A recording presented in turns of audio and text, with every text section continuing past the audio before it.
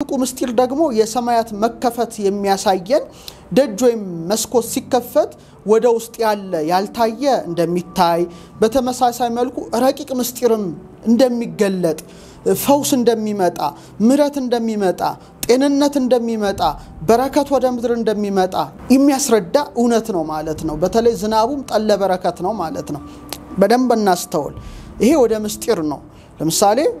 አንድ ደጃፍ ከተዘጋ ውስጥ ያለው ነገር ማየትም ማወቅም መመርመርም አይቻልም ወይ መስኮት ወይ ደጃፉ ከተከፈተ ግን በውስጥ ያለው ነገር እንደሚታይ በተመሳሳይ መልኩ ምስጢር የሚገለጥበት ማለት ጠለ ምህረት ረድኤት በረከት የሚሰጥበት ልዩ ነገር ይሄ ደጃፍ ሲከፈት መሆኑን እናውቃለን እንረዳለን ለዚህ ነው በሚልክያስ 3 ቁጥር 10 ላይ በ10 14 በተናገረው ላይ ምን ይላል የሰማይንም መስኮት ባልከፍትላችሁ በረከትንም አትረፍርፌ ባላፈስላችሁ በዚህ ፈትኑኝ ይላል እግዚአብሔር ይላል ስለዚህ እግዚአብሔር በሩን ከፍቶ መስኮቱን ከፍቶ በረከትን ምህረትን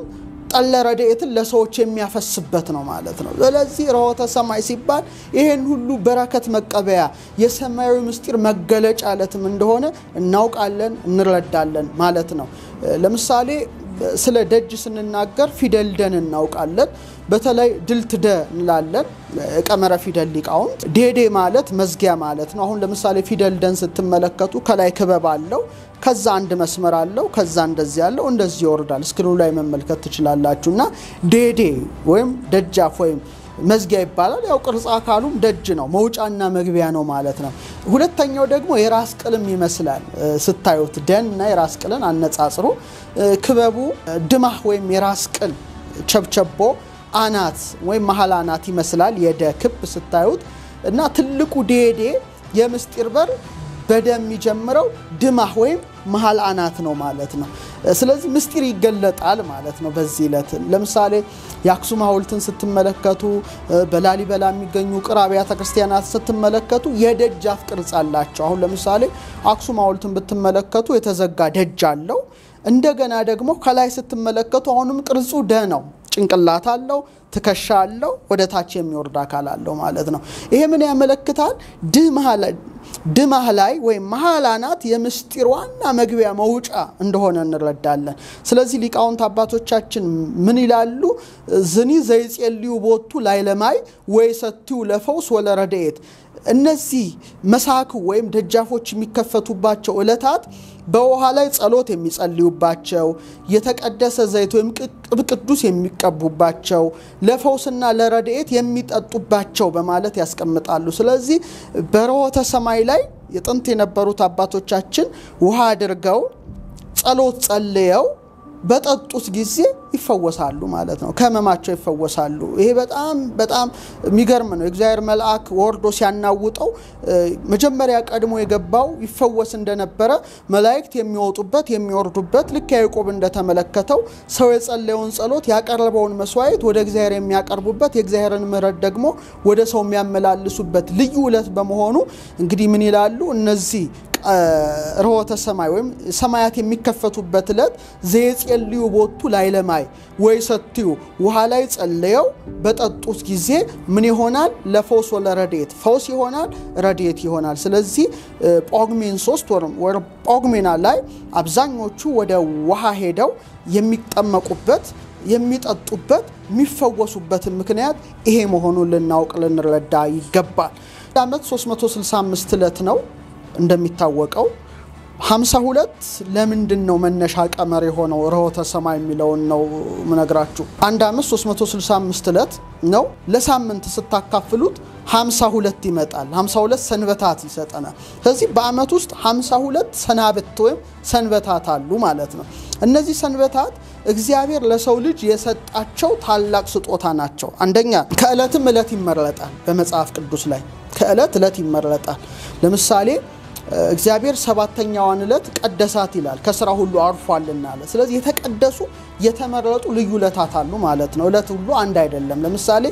ዛቲ ዕለትን ተገብረ እግዚአብሔር ዳዊት ነው እቺ ዕለት እግዚአብሔር ሥራ የሰራባት ናትና በሷ ፈጽሞ ደስ ይበለን ይያለ ይገልጻል በተለይ ትንሳኤ ላይ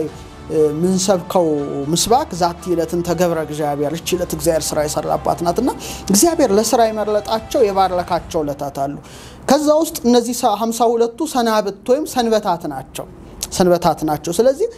የርሆተ ሰማይ የሰማይ መከፈት ቀመሩ 52 የሆነው አንዱ መነሾ ይሄ ነው ማለት ነው ይሄን በደንብ ልታውቁ ልትረዱ ይገባል ቀመር 52 እንደገና ወደ አንድ አሃዝ ሲለወጥ አሁንም 7 ነው የሚሰጠው 5 ሲደመር 2 7 ነው በግዕዝ ፊደላት 25ኛ ተራ ቁጥር ላይ የሚገኘው ፊደል ጰ ነው ይሄ እንግዲህ የቀመረ ፊደል ትምህርት ነው እና ይሄንን ደግሞ አሁንም ስትገለብጡት 52 መልሶ ይሰጣል ምን እንላቸዋለን በቁጥር ትምህርት መጽሔት ይባላል ወይ መጽሔተ ነጸብራቅ ለምሳሌ አንድ ሰው ፊቱን በመስታወት በሚመለከትበት ጊዜ ፊቱን ገልብጦ ነው የሚያሳየው ስለዚህ 25ኛ ፊደል ጰ ናት እሷን እቺ ደግሞ ጳጉሜን የሚለውን ቀመርን ትሰጣለች ማለት ነው ጳጉሜን የሚለውን ቀመር ትሰጣለች ስለዚህ 25ን ሲገለብጡት አሁንም መልሶ የሚሰጠው 52 ነውና መነሻው ጳጉሜን 3 ነው ቀመሩ 52 የሆነበት ሁለተኛው ምክንያት ይሄ ነው ሌላው ሶስተኛው አሁንም 52 ትልቅ ቁጥር ነው በቁጥር ትምህርታችን የጳጉሜን ዕለታት ያስገኘልን በየዕለቱ ያለው ራሱ 52 ካሊት ወይም 1248 ሴኮንድ ተጠራቅሞ ነው ጳጉሜን ራሱ መገኘቷ የዕለቷ 52 ካሊትና 31 ሳልሲት 52 ካሊት ማለት 1248 ሴኮንድ ነው ተጠራቅሞ የሚመጣው በመሆኑ በየ52ቱ የዓመት ሰንበታት ውስጥ በየ52ቱ ቀናት ውስጥ የሚገኙ ሰናብት ወይም ሰንበታት አሉ እነዚህ መሰረት ናቸው በመሆኑም የእግዚአብሔር የፍጥረት ዓለምን ምስጢር በሰባት አድርጎታል ማለት ነው ስለዚህ ርሆተ ሰማይ አንደኛ ቀመሩ 52 ነው በአመትም 7 ቀን ነው የሚሆኑት እነዚህ የሰማያት መከፈት 7 ቀን ነው የሚሆነው ይሄም የሆነበት ምክንያት ምንድነው ሲባል በዘሌዋውያን 23:41 ላይ ራሱ እግዚአብሔር እንዲህ ብሎ አዘዘ በአምላካችሁ በእግዚአብሔር ፊት 7 ቀን ደስ ይበላችሁ ይላል አስተውሉ በአምላካችሁ በእግዚአብሔር ፊት 7 ቀን ደስ ይበላችሁ ይህንንም በዓል በየአመቱ 7 ቀን ለእግዚአብሔር አድርጉ ለልጃችሁም የዘላለም ሥርዓት ነው ይላል በጣም ይገርማል የዘላለም ሥርዓት ነው በአመቱ 7 ቀን አድርጉ በማለት እስራኤላውያንን ያዛቸዋል አሁን ይሄ ምን ያስተምረናል በአመቱ 7 የተለዩ ዕለታት እግዚአብሔርን በእጅጉ እናመሰግንባቸው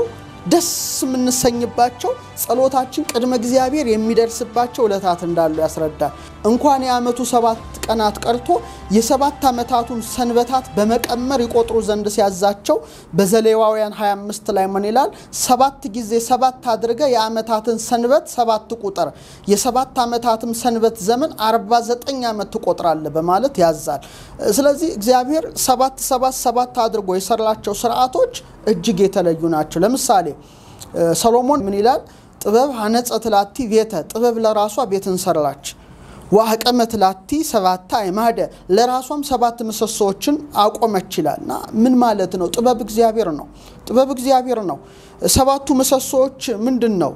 እግዚአብሔር የሰራቸው 7ቱ ሰማያት ናቸው አንደኛው ሁለተኛው ደግሞ 7 ዕለታት ናቸው ሶስተኛው ደግሞ በአመት ውስጥ የሚገኙ በረከት የሚደረግባቸው ርሆተ ሰማይ የሚከናወንባቸው 7 ዕለታት ናቸው ይብቻ አይደሉም ሰባቱ መገብተ ዕለታት ፀሐይ ጨረቃ እና 5ቱ ፕላኔቶች ማለት ነው 7ቱ መገብተ ዕለታት የሚባሉትን ጥበብ እግዚአብሔር በጥበቡ ያኖራቸው ናቸው ሌሎቹ 7ቱ ህዋሳት ናቸው 7ቱ ህዋሳት ማለት ልክ በእነዚህ አምሳል የተገነቡ ቅድም ነገራቸዋለሁ ደጅ ሲከፈት ያልታየው ይታያል በተመሳሳይ መልኩ ድማህ የሰው ልጅ መካነ አይምሮ ወይም የእውቀት ቦታው ነውና እውቀትን ያገኛል ስለዚህ ይሄ ጭንቅላቱ የያዘው የተሸከመው 7 ነገሮች አሉት አንደኛ 2 አይን አለን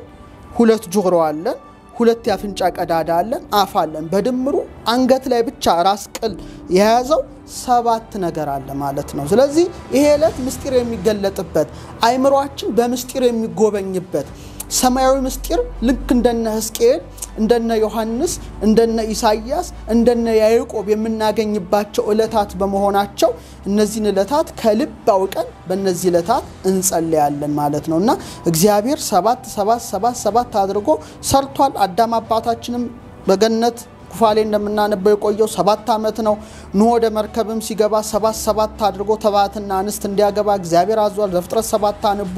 ከ7 ቀን በኋላ የጥፋቱ ዘንቧል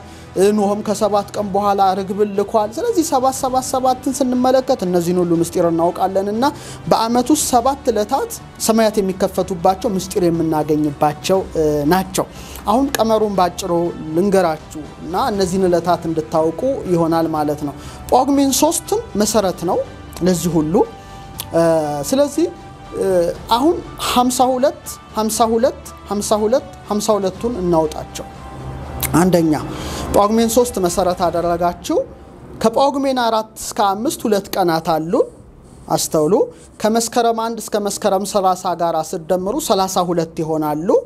ከጥቅምት 1 እስከ ጥቅምት 20 ያሉትን ዕለታት ስንደምር 52 ይሰጣሉ ስለዚህ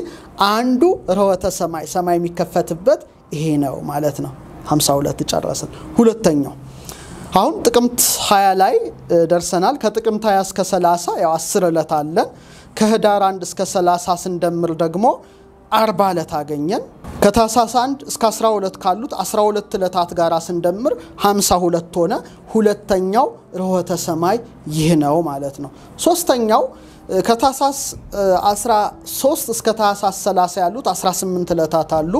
ከጥር 1 እስከ 30 ያሉት 30 ዕለት ጋር ስንደምር 48 ይሆናል ከየካቲት 1 እስከ 4 ካሉት ጋር ሲደመር 4 52 ዕለት ሆነ ሶስተኛው ርሆተ ሰማይ የሰማይ መከፈቻ ይሄ ነው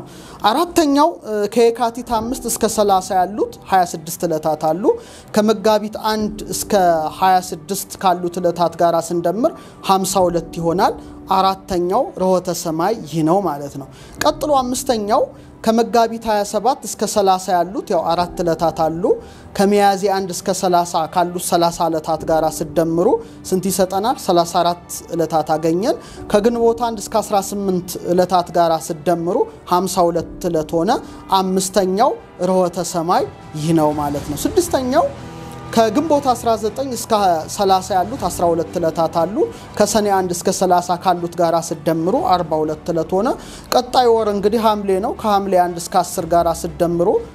52 ሆነ ማለት ነው ስድስተኛው ርሆተ ሰማይ ይሄ ነው ሰባተኛው ርሆተ ሰማይ ከሐምሌ 11 እስከ 30 ያሉት ያው 20 ቀናት አሉ ከነሐሴ 1 እስከ 30 ካሉት ጋር ሲደምሩ 52 ዕለት ሆነ ያው ከጳጉሜን 2 ሲጨምሩ 52 ሆነ ሰባተኛው ርሆተ ሰማይ ሆነ ማለት ነው